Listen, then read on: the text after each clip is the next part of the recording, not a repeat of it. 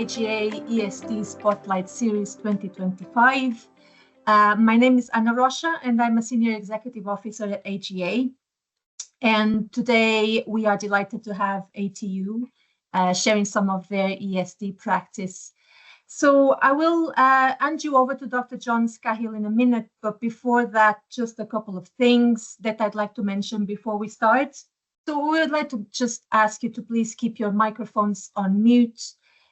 Just so you know, this session will be recorded and it will be available on the HEA National Forum Resource Hub. So we would like to also let you know that at the moment we have an ESD case studies call at this website that you can see on your screens, as well as an OER call at this link on the screen. Finally, just to let you know that there will be a Q&A at the end. So please post any comments or questions in the chat. Now, without further ado, I will now hand you over to John. Thank you, and thank you, Anna and Colin.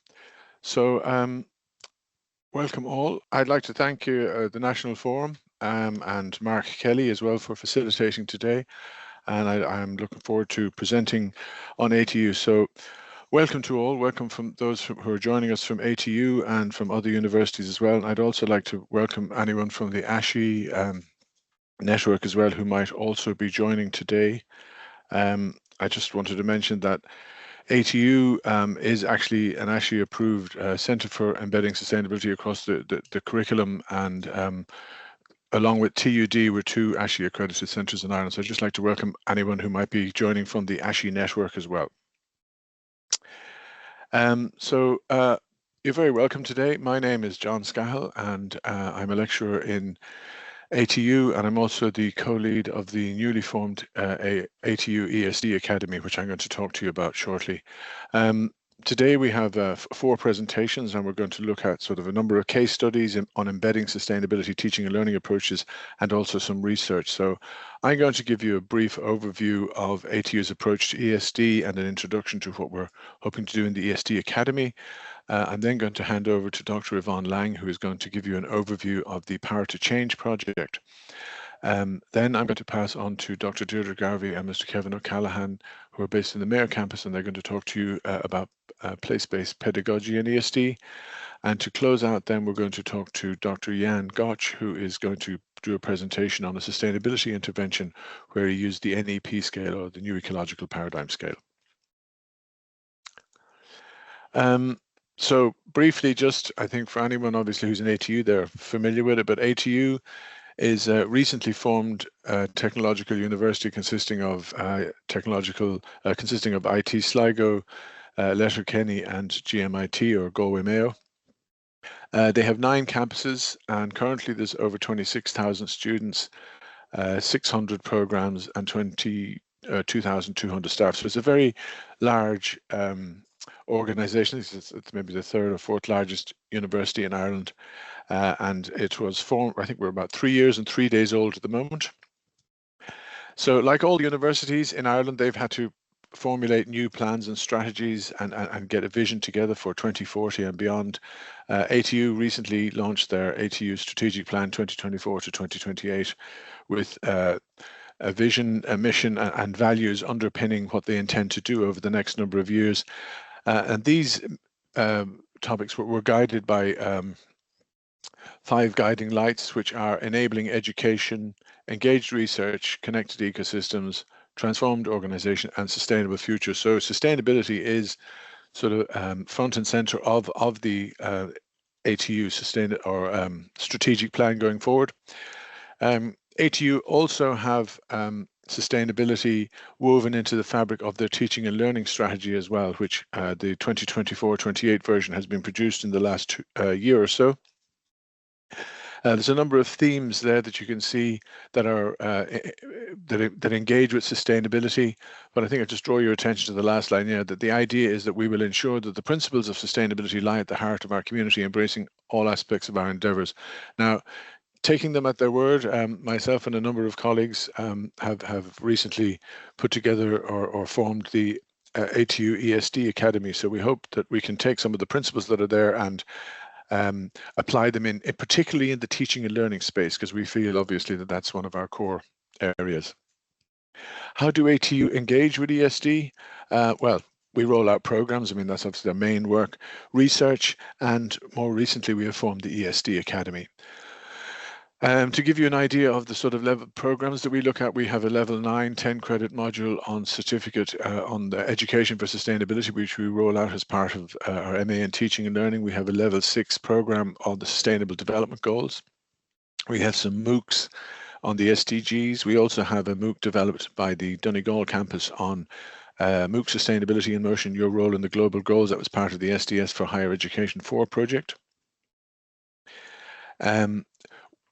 We also are involved in delivering a number of national form digital badges. Myself and Mark Kelly are involved in this, with the one on education for sustainable development and also the embedding the SDGs in the curriculum. In the last 2 years, I developed a badge as part of the End-Tutor project, part of my work in the End-Tutor project on introduction to the SDGs for students. And in next week, I'm hoping we will launch our SDGs 101 staff badge, introduction for the SDGs for staff. It's not possible to really mention all the research that's going on in ATU, or indeed any university that's related to sustainability across the campuses. I just think it's worth mentioning, obviously, Sligo environmental science. We have an excellent school of marine biology, civil engineering in all 3 campuses, sustainable transport, outdoor education, with a very strong focus on that in the Mayor campus, when you'll hear more about that. Home economics, sustainable agricultural practices with Mount Bellew, the circular economy, natural products, letter frac, teacher training in ESD. So we've a lot going on in that. So what I'm going to talk about here now is the ESD Academy, which is a partnership between the ATU Teaching and Learning Centre and the ATU Galway Mayo Centre for Sustainability. Now, so it was launched recently. I think about 2 weeks ago we had the initial launch, and yesterday or 2 days ago we had another sort of session with the president. So the idea for the ESD Academy is to build and enable ESD capacity in the university, provide education and training opportunities for staff and students, provide teaching resources, because of course we're working with the Teaching and Learning Centre, so it's a natural fit there. Hopefully build a community of practice, because in my experience there's a lot of people working on sustainability and ESD. It's sometimes hard to know where to go to get it. So this idea of having an academy, we're hoping will provide a place where we can build a community of practice and also a place to share best practice. It's also helped, of course, by the fact that Mark Kelly is the policy advisor to the National Forum in relation to ESD, so that kind of adds a sort of another depth to it as well. Just to let you know, I mean, I think probably everyone knows, but we are informed by a lot of really good documentation that is out there in relation to ESD now that is commonly available. Green Comp, the SDGs learning objectives, and advanced HE documentation. So what are we doing in the Academy? Well, one of the things we're starting out with is the Carbon Literacy Project. It's a project where people work to improve their knowledge of carbon literacy. Recently, myself and Mark Kelly became accredited carbon literacy project facilitators and trainers, and we're ambitious. We would like to try and roll this training out across ATU and get people learning. Now, I know we're not the only TU doing it. I know that TUD have trained people in it, and I know that SETU have as well. So, and I'm sure there's other universities as well. We have accredited postgraduate certificate on education for sustainability. I mentioned that before. Just to give you a little bit more detail on that, it's a 10 credit level 9 module. We did use a 5 Cs model, but we've now expanded that to 6. So it's curriculum, campus, community, culture, collaborative research, and recently we've incorporated care, because that ties them all together. It's a series of workshops. We bring in guest lecturers and showcase and highlight best practice. We've had about 80 or 90 staff from ATU doing it as well, and so that's great. Last year we rolled it out across to EU Green, which is our Erasmus International Universities Alliance project, where we ran it with student or staff from 8 other universities across Europe, and we also had a fairly large cohort from higher education in Ireland last year as well through the End-Tutor project. We have a level 6 certificate on the Sustainable Development Goals, Partnership, People, Planet and Prosperity. And as I mentioned, we also have the higher education, or the sort of the National Forum digital badges. In relation to the SDGs, I've done a lot of work myself on the SDGs over the last couple of years. So basically, we have quite a lot of resources on that now. We have so digital badges, we have 17 MOOCs, we have 1 MOOC on each of the SDGs, and we also have 4 or 5 credit modules which are individually accredited as micro-credentials, but they also actually make up a level 6 special purpose award. The idea behind the special purpose award was that a student could do their degree and also get a small qualification or an accredited qualification in the SDGs as well. So it's 20 credits, it's fully online, and it's under the 4 themes: partnership, people, planet, and prosperity. We partnership is probably the underpinning foundation of it, and then we build on that to go through all the other SDGs. As I mentioned, there's a range of digital badges that are rolled out by the National Forum Education Sustainability and embedding the SDGs across the curriculum. Myself and Mark are involved in the rollout of those, and it's the Education for Sustainability module is being rolled out currently. As I said, we have 17 MOOCs, and you can get the links to any of these if you want the links to any of them. Just contact me later on. There's 17 MOOCs, so you can go in, create an account, and you can then, as a learning resource, obviously useful. You can look at one of the MOOCs there. We try to use Irish examples, but also as a teaching resource if you want your students to focus on a particular SDG. They're a useful resource. The National Forum Spotlight series, I think we're proof of that at the moment. We're also involved in the SOS UK Responsible Futures programme, which is an initiative that gets students and Students' Union to work with management and staff to come up with sustainability initiatives. So it's really interesting to bring students into that. We're also rolling out Climate Fresk, which is a participatory workshop which explores cause and effect. So you do one workshop to get introduced to it, and of course if you want you can become a facilitator. We're rolling out the facilitator course again this year. We're rolling out both courses or both workshops again this year. ATU's Radical Sustainability Lab is an opportunity to bring in sort of different projects to sustainability that you want to run.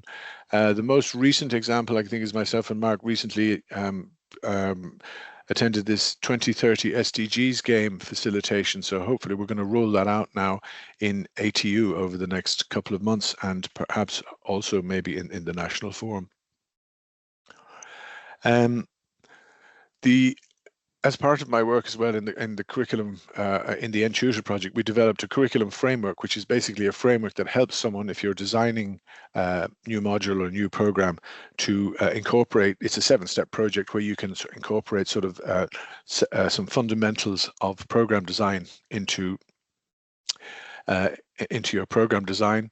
We've got Education for Sustainable Development Futures workshops, and I will be rolling out some mapping the SDGs in the curriculum workshops as well. As part of the N-Tutor project, there was the Area Competency Framework, which is also being rolled out. The framework toolkit, as you can see, there's a number of headings there: UDL, Sustainability, Digital Transformation. In this, you get guidance on how to incorporate sustainability in various aspects of your design. So the Area Competency Framework we developed as well as part of N-Tutor, and we've actually developed a toolkit now with that, or a little device, so students can do a sort of an assessment, an online assessment, and they can get a digital badge and sort of an assessment as to where they are in relation to their digital skills and their green skills. And it's not very definitive, but what it can be useful for is if a staff member wants to find out where a student is in a particular place, you can use this as a sort of a self-assessment for the student. We also have the digital backpack as part of the N-Tutor project, and we have a number of other resources available. So we have quite a lot of material, and I'm looking forward to working with people and getting involved with people. So if anyone wants to find out more about the Academy, please contact myself or the TLC or indeed Matt Kelly. So thank you very much for that. I would now like to pass on to Dr. Yvonne Lang, who is going to talk to you about the Power of Change project, which is a fantastic project, which is being carried out, I think, based basically around Sligo for this. Okay, Yvonne. Thank you very much, John. Thank you to the forum for the opportunity to speak today. There's such a whirlwind there of information, John, that I think people might need to take a quick breath before they move on. So firstly, just to give a quick introduction to the Power to Change project itself and who I am. I'm Yvonne Lang, lecturer at ATU and project manager on Power to Change. This is a project that is a partnership with the Sligo Public Participation Network and has been ongoing since October 2022, and we are funded by the Department of the Environment, Climate and Communications. For those who aren't familiar with the public participation networks, they're in every county and they're a mechanism by which community groups can get assistance and have their voice heard in policy making.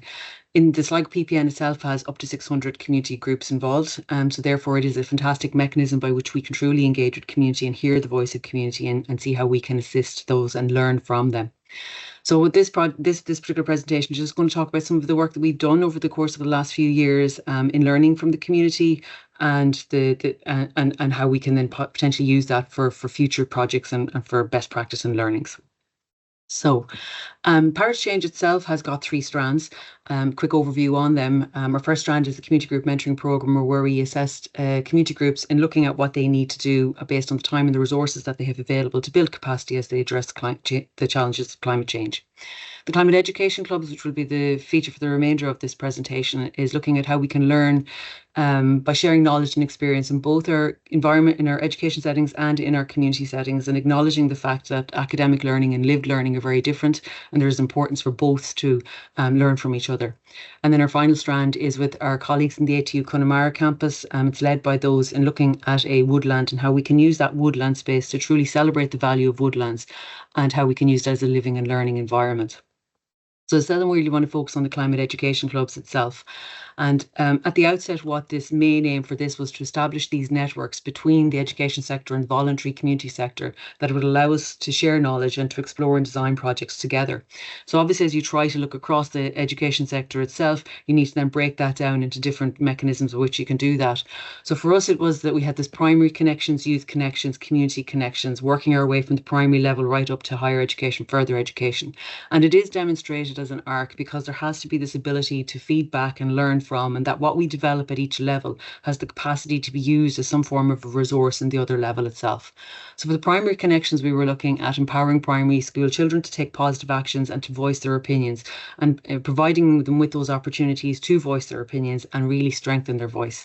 As we move into youth connections, it's working with the secondary school age group where there can be this changing dynamic happening, and it's more about encouraging and helping them to learn all of those really strong skills that they gained within primary level to continue them on, and to look at the opportunities as to where their voice can be heard.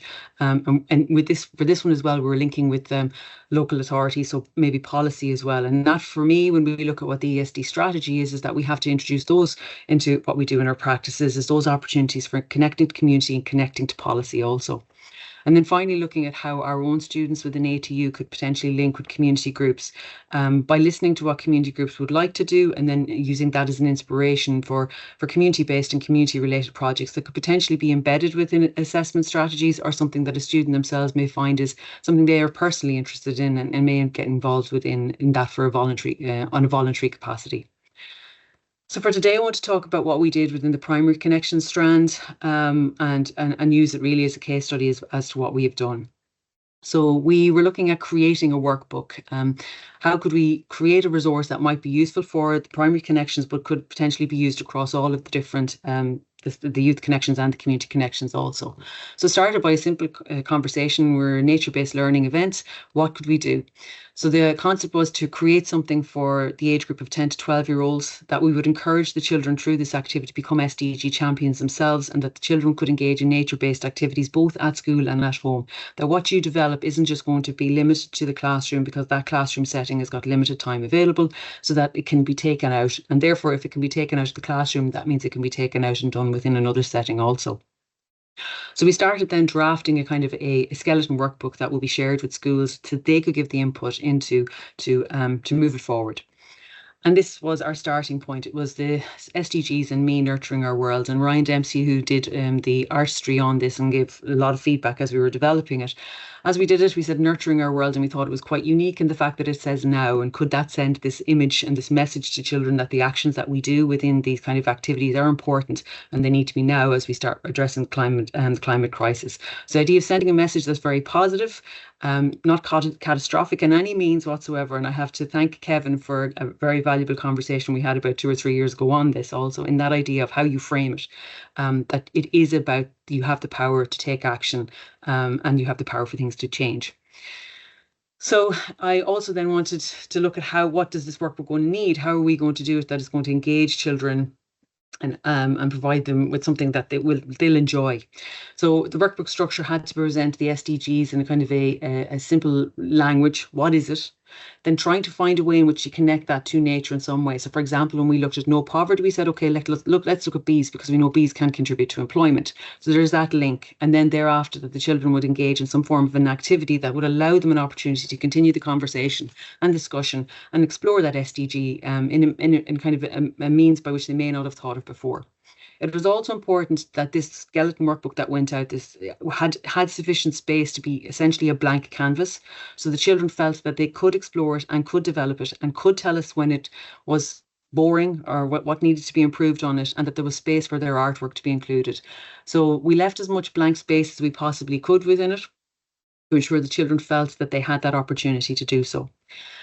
I have to thank the Ethics Committee at ATU for a lot of guidance in how we would make sure that we framed the workbook so that the message was really clear when we went out to the schools. And I know this is quite a busy slide itself, but for me, it kind of made sure that as you went out, you were getting the message right, that you were ensuring that the ownership of this was in the hands of the children, was in the hands of the school teachers, and that it would never be finished until their voice was embedded within it and part of it.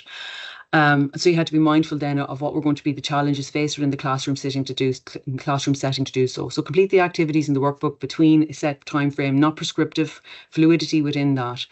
Making sure that there was just very simple tasks that needed to be done afterwards about did you enjoy the activity, how did you improve it, and what did you learn? And we got all of those learnings back after they had it for their time and spent some time then reflecting on that and working on the workbook itself. So while the workbooks did go out, that was one fine thing, but there was an importance of making sure that they had trust in what was going to be done with those workbooks when they presented them to us. So having workshops and interactions so they understood who I was really key. So we went out to the schools to do workshops. They had to be interactive and structured, but there was a fluidity within them so that the children would have ownership as to the direction of it was. So the idea of structure for those children who really do need structure and that diversity that is existing within the classroom was going to be addressed, but at the same time that you had the scope to go off on a tangent if that is where you were going to be led. And it was really critical that the children knew that they were the co-authors of this book and stressing that message.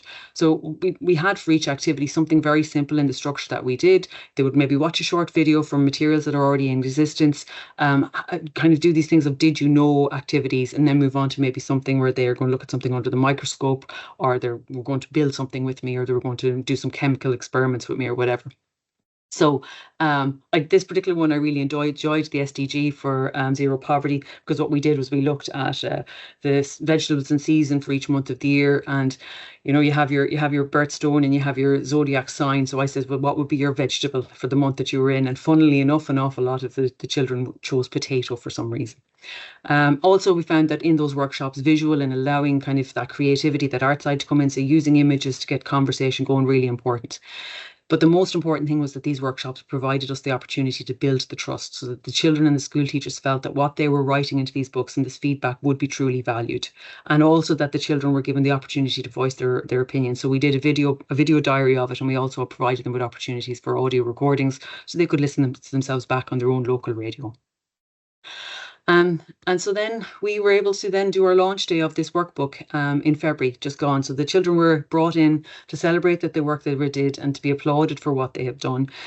We did a biodiversity workshop with them on the day, and they made these amazing little mini gardens. They did a scavenger hunt around the grounds of where we were launching the book, and then they did this little mini gardens. They were beautiful. And then they received their own workbooks, and it was absolutely wonderful to see them flicking through those books to see where their artwork and where their recommendations came in, and that they were very proud of what they had done, and we were very proud of what they had done. So the workbook now is available as an ebook. I just put it up here so that people can link into it if they want. But also what we've done is that if you click onto the SDG, you will then be brought down to a PDF for the particular activity of that SDG if you want to use that as a resource also. I can't really mention the climate education clubs without mentioning some of the other elements that are going on within the youth and the community connections. For the youth connections, some of the highlights is that we have been able to bring our transition year students from schools in to talk to the County Council, the Strategic Policy Committee on Climate Action, to let them see mechanisms by which their voice can be heard in policy. I can just see him here. Keelan Hart, one of our students, has designed a climate action board game reimagining Sligo. These were our sessions where we were working with that to get feedback on how this board game could potentially be used, and we're working to develop that and roll it out in September. We're also engaging with some of the pilot schools in the ATU region who are going to be delivering the Leaving Cert subject, Climate Action Sustainable Development, and seeing how we can support them as they move forward with that. Also then our climate education clubs for ATU students, we have a video series where we're working with member groups from the Sligo PPN to address challenges that they want to work with, and a broad spectrum there, from Birdwatch to Sligo Cycling Active Travel, Having a Laugh, who are a mental health charity, to the arts, to Sligo Global Kitchen, which is a forum for our migrant community to be able to meet and cook food from their own cultures and backgrounds, and share stories. So we have our climate education clubs video series, and I'm looking forward to some of the projects that will be commencing in the coming academic year for that. And that takes me to the end. So I really want to thank you for your time. The project webpage is there for you to take a look at if you want to, or you can reach out to me. So that is me. I hope I'm on time. Thank you very much. So I presume I head back to you, John, for this. Thank you, Yvonne. Fantastic. And yes, very much on time. Well done. So thank you for that really interesting overview. So next up is Dr. Deirdre Garvey, who is the head of the Department of Environmental Humanities and Social Sciences in the Mayo campus. And I think she's going to be assisted by Mr. Kevin O'Callaghan, who's a lecturer in the outdoor education program. So Deirdre, I will hand over to you. Thank you, John, and delighted to be with you today. A wonderful project, Yvonne, and lovely to hear about that also. So I'll try and be within the 6 minutes, John, to share with my colleague Kevin O'Callaghan as well. Just to explain, my name is Deirdre Garvey. I'm head of Department of Environmental Humanities and Social Sciences, as John said. I'm also chair of our ATU Mayo Green Campus.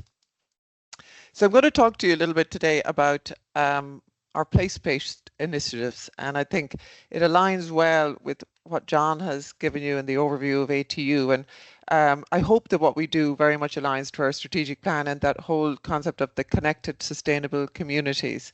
And Kevin is going to talk to you a little bit more then about place-based pedagogy, which is on our outdoor and environmental education programs, which for many years it has been very much embedded in that program. And so Kevin will talk a little bit about the work that we do with students there. Just to explain, the Department of Environmental Humanities and Social Sciences, we're a relatively new department, but formed from existing departments within ATU Mayo. And to just simply describe that the Department of Environmental Humanities and Social Sciences is a multidisciplinary department with a holistic approach to understanding the human interactions with the natural, social and cultural environment. And thanks to my colleagues in outdoor education, we tend to use the term the natural environment rather than, or the natural world rather than the environment. And so we see the three overlapping areas there of our program areas, which are obviously in the natural world, social and cultural areas. Just to explain on our department, we've spent a considerable length of time defining our goal and our purpose within the department and how we can achieve that across the areas of obviously teaching and learning and research. Just highlighting one particular goal that we have established is the place-based learning, where we value our unique natural and cultural environment as a basis for learning integration, but also something we've thought about in relation to our students and our philosophy that we have for our students, which seems quite simple, but we would like our graduates to achieve their potential and be active, engaged members of their community and live well.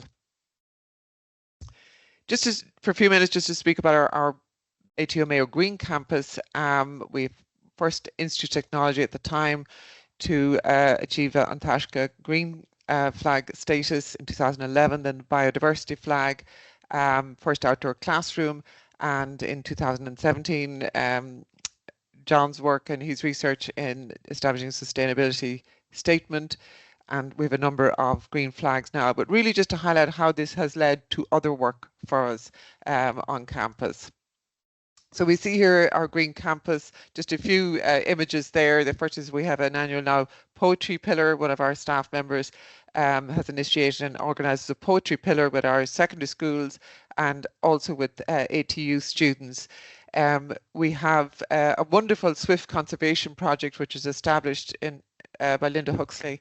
In our original Green Campus, Linda was our Green Campus founder, but she went on to establish Swift Conservation Ireland, and each year we have a little ceremony to welcome back the Swifts at ATU Mayo, and we also have some poetry and music to share that. And we see some other projects there in the images, and all of these align really to the Sustainable Development Goals.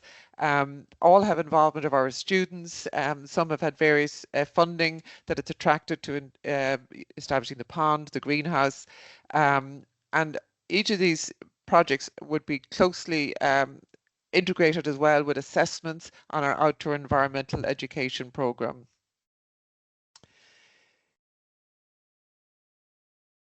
Just to highlight again, while the work originated in the Swift Conservation at the Mayo campus, it has led to further research.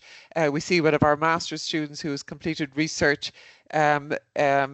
Yarrick, we see him there with Birdwatch Ireland, and he is at many different environments has actually presented his own research from the project and continues to research on it. It was wonderful. We've had two young scientists, also finalists, with actually using the data that's been collected on the Swift Conservation Project. And also Linda Huxley has also presented with Yarrick, our master's student, on the International Swift Conference. So all emanating from the original Green Campus project.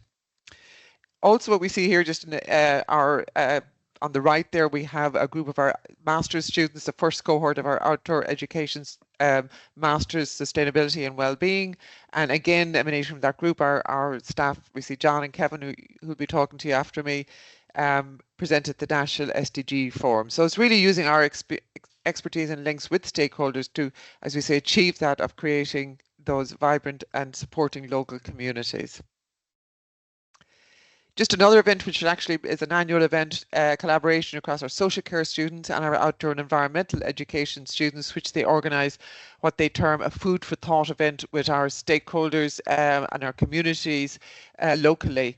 And this aligns obviously with a partnership for goals, but particularly for the Sustainable Development Goal of zero hunger, awareness of food security.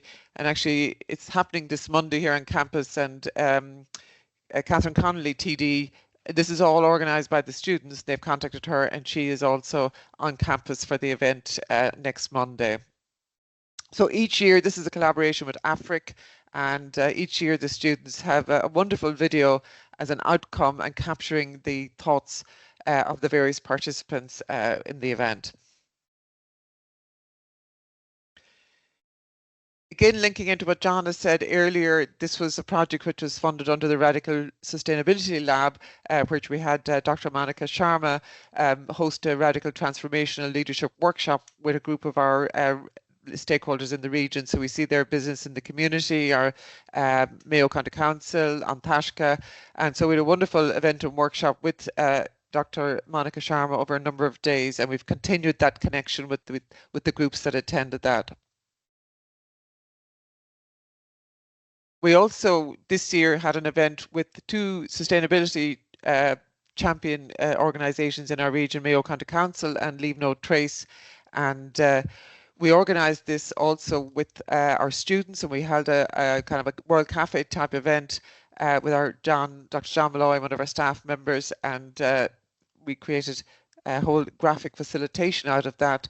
And it was a wonderful event with the outcome there, just to celebrate and to link in with the students for the local SDG champions. So the final initiative that I'll talk about is our Sustainability Leadership Programme, which is a Consortium for Change programme. And this has been funded by Community Foundation Ireland, and we have basically the two parts of the program. One is the running of our postgraduate certificate in sustainability leadership, but also the objective from this is also establish a network from this. So we've had various stakeholders involved. I suppose the first step in doing that was to just strategically align to the County Climate Action Plan. So we've involvement obviously from our local authorities, directors from Mayo County Council, from the regional Cairo office, for Leave No Trace, and for various community initiatives, and also from Feroga. And this is, we see here actually in the images there, the climate fresk facilitation, which John mentioned also, that myself and some of the staff members completed that facilitation training, and it was a wonderful induction to the programme to do the climate fresk facilitation with the group. We see here as well one of our guest speakers. Throughout the programme we've had a number of guest speakers across various areas. We see Brendan Dooley here from the print factory, who had been previously on our Climate Resilience for Business programme, and it was nice also to link in the economic aspect of this in a small business in the area. So also what we've integrated into this programme, which has been quite unique, is the sustainability mindset indicator. And just to explain, this is the work of Isabel Rymanowski, and she's written a number of books in this area on the sustainability mindset, and really, I suppose, simply her work emerged from her research into understanding why, despite the increased I suppose data and information available on the significant challenge of climate change, biodiversity loss, why some people act and others don't. And so she has really developed this profiling on establishing where people are on their sustainability mindset. So we've completed the mindset profiling before the program, and we're completing it towards the after the program, at the end of the program, and we're participating in a community of practice, really internationally, presenting at the Academy of Management in Copenhagen in July on this, and just been a really interesting collaboration again, which actually just arose out of starting from the whole program of the Sustainability Leadership Program. So finally, I suppose I start each of our collaborations that we start with students or communities. I always start with the line, is what we do here today matters. And I suppose we have a role, I think, in third level education. We are, and particularly in regional campus like ATU Mayo, we have a role as that anchor organisation and convener within the region. We are also, you know, many of our initiatives are cross-disciplinary. So we are trying to deal with significant related challenges in a cross-disciplinary way, and many of the collaborations have worked with colleagues right across disciplines in the ATU to do that. And I suppose the other point I'd just like to make in relation to some of the initiatives that we've done is, we don't do these initiatives because this is doing good. We engage because it's a hugely important part of what we do here, but also it enriches what we do. Our engagement with communities, and I can see that with, you know, as Yvonne spoke about our project there, how much it has enriched what you're doing to gain that experience with a project like that. So I'm going to hand you over to Kevin now to talk in a little bit more detail on the pedagogy in the outdoor environmental education programs. So my name is Kevin O'Callaghan, and I lecture on the outdoor education programs. So at undergraduate level, we have, you can see the programs that are listed there, and things I suppose to note about them is that some of the students go away as part of them, maybe to Western Carolina or Gval in Sweden or wherever else. They can actually manage to negotiate with the institute. But what's interesting is later on when they come back is the insights they bring with them, or alternatively the students who are coming from those colleges provide us as well when they're here.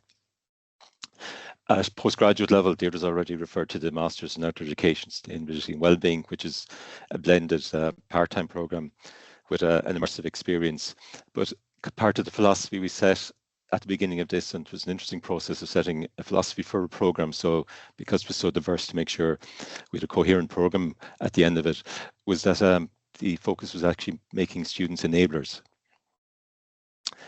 Just in terms of pedagogies, I suppose, within the outdoors, what we're kind of very much focused on is looking at experiential learning, so that learning, so the actual experiences are central to learning. And while transformative learning is very topical at present, it actually does bring challenges in that if we want to have this to happen, then the students are going to start questioning, they'll very much question what we're at ourselves. We have immersive experiences. I mentioned that on the master's program. There's a 5-day one, and considering they're from diverse experiences, we'll talk about it in a minute, that can be bring other challenges. And then the place-based pedagogy that Deirdre has referred to. In terms of looking at place-based approaches, at undergraduate level, we're primarily focused on campus as a focus for it. And so it's about journeys, expeditions locally, and using those as learning experiences. And say things that they get involved in, it's like one of them was looking at the outdoor classroom, developing following forest trails on campus, and actually play days with the HSE.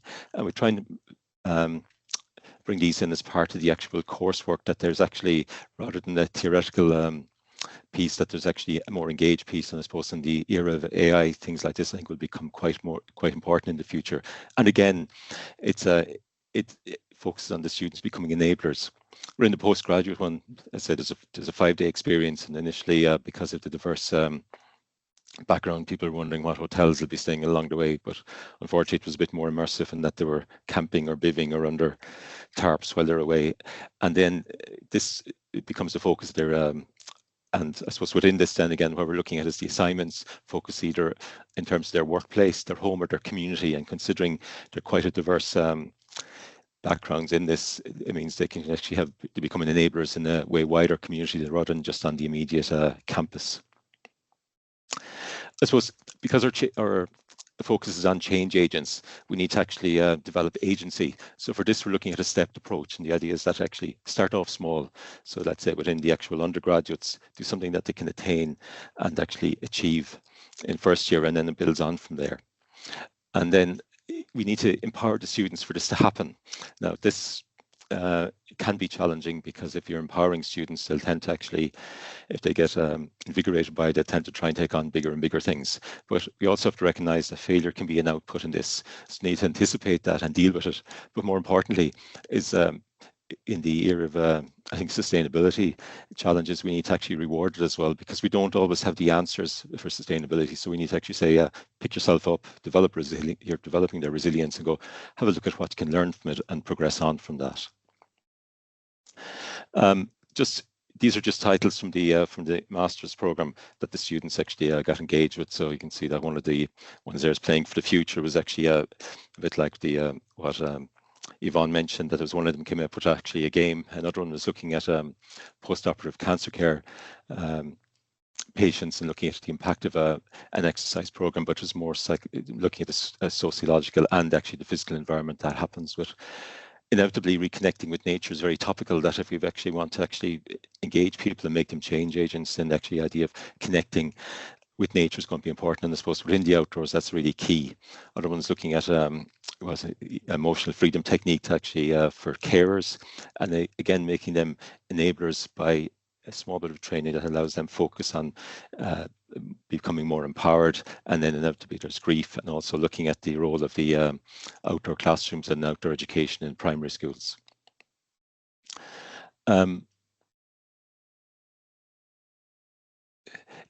Just things to be aware of is that for developing agency, it requires commitment, and this is from the staff and students.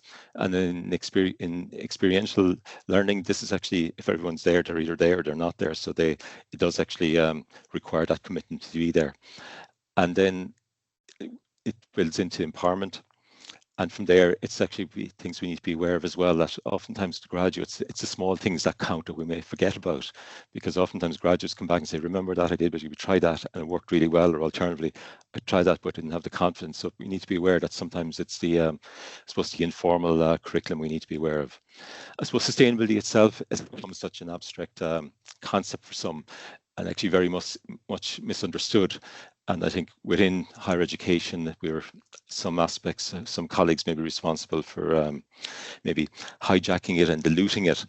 at times. And I suppose the other thing we've become very aware of is that we don't have the answers, and making the students aware of that from the beginning. So sometimes when they're taking on things, that you have to try them. And then I suppose the hijacking is referring to is looking at how it's become involved in greenwashing, and how that has ensured that some very unsustainable things are now seen as being sustainable, even though it becomes even more unsustainable. And this idea that maybe the SDGs are turning into tick lists now for many organizations, which I abhor. So, but with that, in terms of maybe being more aware of it, I thought I might as well put in a slide looking at that later on. The other learnings from this is the actual service area, or the area that Yvonne's involved in, the community, is actually key, because that helps build links, which builds capacity in terms, and also building communities, because in the future, depending on where we're going to be, we need to bring a lot of people with us. It's not going to be the immediate college students with us, it's the actual community itself. And so things that we can help involve, and that actually can, I suppose, help the students themselves. Things like we've been involved in here is looking at health, town centre health checks, looking at other types of forming that can be delivered in schools. And then, as I mentioned already, and Deirdre alluded to, was the Green Campus projects. And inevitably, I suppose if we're empowering students, they will get involved in protesting and volunteering, and you need to be aware of that as well. Some of them they may not be upfront about, but they will appear somewhere on the radar, so it's worth keeping an eye on that. And I said about being more cynical, that if you play bingo with sustainability, yeah, we can tick all those boxes of SDGs 3, 4 down to 15 there. So thank you, and I'll pass you back to John. Thank you, Kevin. Great overview, some fantastic insights there. A lot of very interesting overviews there. So great to see all the great work that is going on in ATU. So next up now is Dr. Jan Gotch, who's a lecturer in the Department of Building and Civil Engineering in Galway. And Jan, I'll let you take over the podium now and introduce your research project. Thank you. Great, thanks, John. My name is Jan Gotche, and I'm going to present on a master's study that was undertaken in ATU, and it's entitled An Analysis of the Environmental Attitudes of Undergraduate Construction Management Students. So just to provide some context to the study and why it was undertaken, well, it's a reality really that the world has a waste problem. And then on a wider scale, I suppose we're all aware of bigger problems such as ozone depletion, deforestation, loss of biodiversity, climate change. These are all having severe impacts on the planet. In Ireland, the latest assessment from the EPA isn't good, and it shows that the outlook for Ireland's environment is poor, and that we need to implement some new solutions.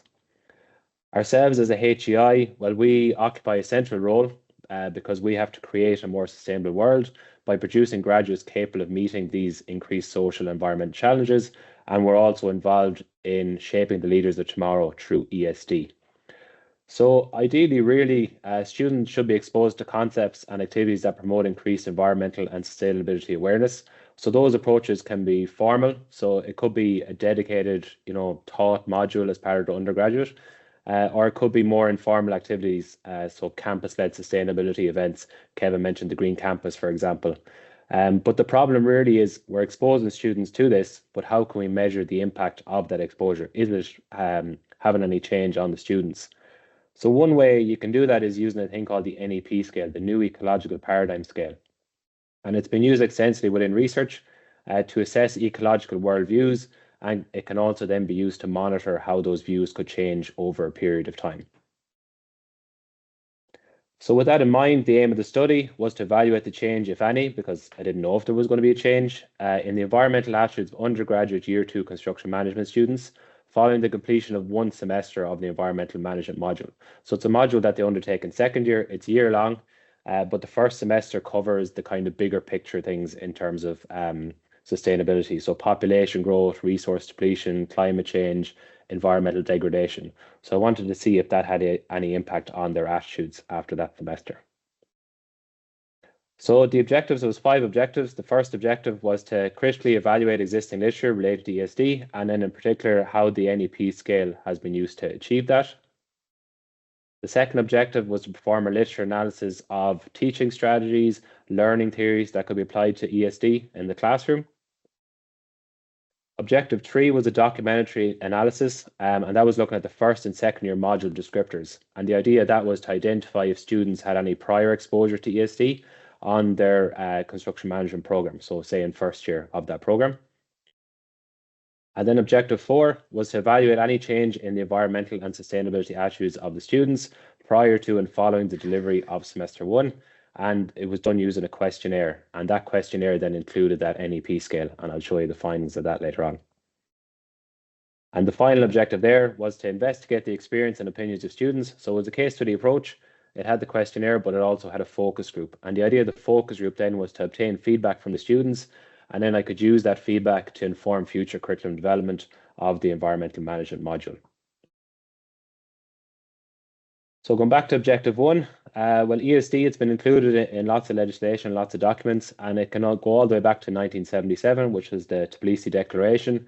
And there was a couple of aims within that document, which are still relevant today and directly impact on the environmental management module. So the first one, active participation in the solution of environmental problems, the ability to take an active role in recognizing environmental problems and be able to offer solutions, noticing environmental problems on one's own, critical thinking about environmental problems, and the last one was gaining first-hand experience with practice-based activities. So I'm going to show you examples of each of those things.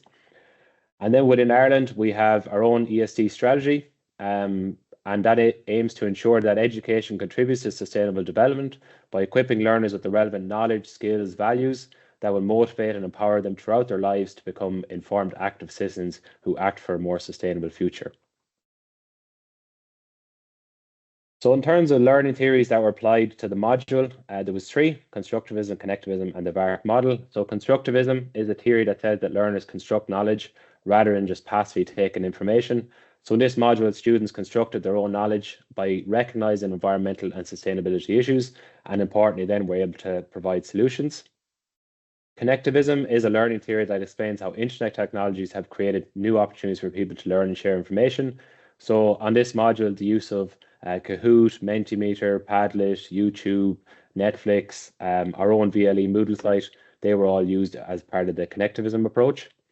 And then the VARC model of learning, so that suggests that there are 4 main types of learners: your visual, your auditory, reading, writing, and kinesthetic.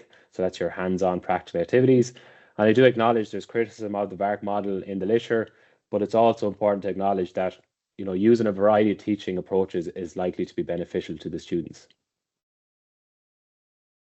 In terms of teaching strategies then, again, there was 3: problem-based learning, collaborative learning, and critical reflection. So problem-based learning, that's a teaching method in which complex real-world problems are used to promote student learning of concepts and principles, as opposed to us just presenting the facts to them and presenting the concepts to them.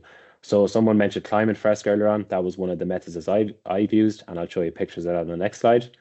Collaborative learning takes place when students work together in small groups on some sort of shared learning task. So one example that I used was the Eco-Action SDG games, and again, I'll show you a picture of those. And then the last one was critical reflection. So critical reflection is important because it blends learning through experience with theoretical and technical learning to form new knowledge constructions, new behaviors, or new insights. So I use Pedler's model of critical reflection with the students. They reflect on some sort of task or maybe a guest lecture, and they have to think about the what, the so what, and the now what. These are some pictures of the learning theories and teaching strategies in action. So others have mentioned climate fresque there on the left-hand side. So I've done that with the class, and that's all around teaching about climate change and the cause and effect. The top 2 pictures on the right, that's your Eco-Action games. So they have sustainable development goal games, things like looking at the connections between the different goals, looking at the families of goals. They have bingo games, they have snakes and ladders games. So there's lots of learning activities we can do with those. And on the bottom right then is your circularity deck. So that's a game that we can play and to help us map out circular economy interventions within the built environment.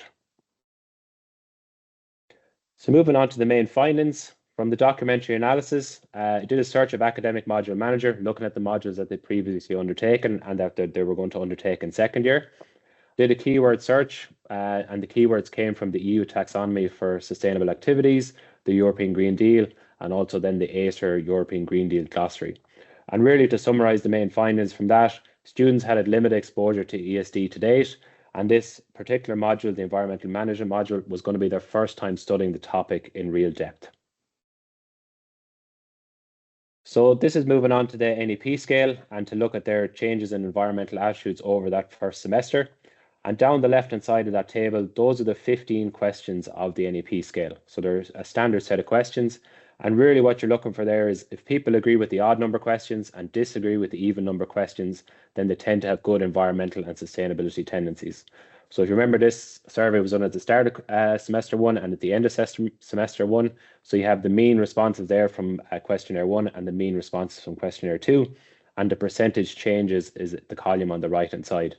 And you can see that students agreed and disagreed, everything moved in a positive direction. So all of the 15 NEP scale questions show that the mean scores exhibited changes over the course of the study, and all the shifts were towards a stronger pro-ecological stance, which was very good. On the right-hand side then, and I've quotes in the next couple of slides, these are quotes from the focus group. The one in orange, I think, sums up very well. So I think people just need to be made more aware of it. It's not something one person can change on their own. Everyone has to pull together, work towards the same goal. If everyone isn't on the same page, 1 step forward and 2 steps back. The bottom one really opens your eyes to what we're really doing and how it's really gone downhill and what we're actually doing to the planet. The second thing that was asked in the questionnaire was about their environmental behaviours at home. So looking at, do they segregate their waste? Do they conserve their energy? Do they conserve water? Looking at the use of public transport. So again, this was in the same questionnaire, start of semester, end of semester, and you have your mean responses there in the 2 columns and the percentage change over time.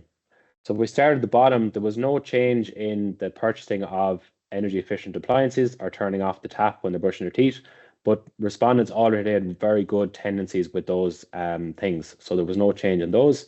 And then in the top 4 items, segregating the waste, turn off lights, taking shorter showers, turn off appliances, their behaviours got better, so they were more likely to do that. And interestingly enough, there was a reduction in the use of public transport. So this was actually just coming out of COVID. So at the time, the start of the study, there was 0 cases of COVID per day. By the end of the study, there was over 4,000 cases. So perhaps respondents were avoiding the use of public transport. Public transport was also running at a reduced capacity. So maybe they were, finding alternative ways to get to college. The other thing they were asked to do was to rank their module elements. So there's elements of the module there down the left-hand side of that table. So MCQs, multiple choice questions, climate change, workshops, case studies, and exams at the bottom. And it calculated a sentiment score then based on their responses. So what you're looking for in the table is the lower the sentiment score, the more favoured the item, the higher the sentiment score, their least favoured item. So the main findings really were that students loved the use of MCQs. So I was using MCQs at the end of lectures through Kahoot to kind of reinforce the learning from that day, and also Moodle quizzes to help them kind of go back over the learning material afterwards. They wanted even more MCQs to reinforce their learning. Students, maybe not surprising, didn't favour the exams, but not for the reason I initially suspected. So this particular cohort, they were in second year and they had not sat a formal exam since their junior cert because of the COVID restrictions. So when they were getting to the end of second year, that was going to be the first time they sat a formal exam since their junior cert. So what I actually did was I organised a mock exam. We got in invigilators, we went to the sports hall, and they got a practice run through the exam process, which they were delighted about. So just to conclude, the NEP is a useful tool which can be used to explore changes in students relating to environmental and sustainability attitudes. The module, the environmental management module, it's extremely important. It's the first time that students are studying environmental and sustainability issues in depth. And it may be more sensible to design a learning environment which uses combination learning theories and strategies, and that could help improve students' chances of achieving the learning outcomes. And in general, as you saw on the previous slide, students tended to favour the use of continuous assessment over formal exams. So I've just included my references in the event that the slides are shared around, and I just want to thank you for your time. Happy to take questions at the end, or my email address is included there at the bottom as well. Thank you. Thank you, Jan. Very comprehensive overview there. So yes, you mentioned questions and answers. I am very interested in taking questions from anyone. If anyone has any questions, please raise their hand or type a question into the chat box. If not, I think we've had an excellent overview altogether. I mean, an overview of what's going on and a comprehensive presentations, I suppose, of a range of initiatives and activities that are going on related to sustainability in ATU.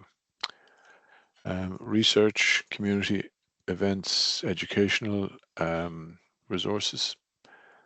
Okay, well that's good. Obviously, we were comprehensive in our delivery.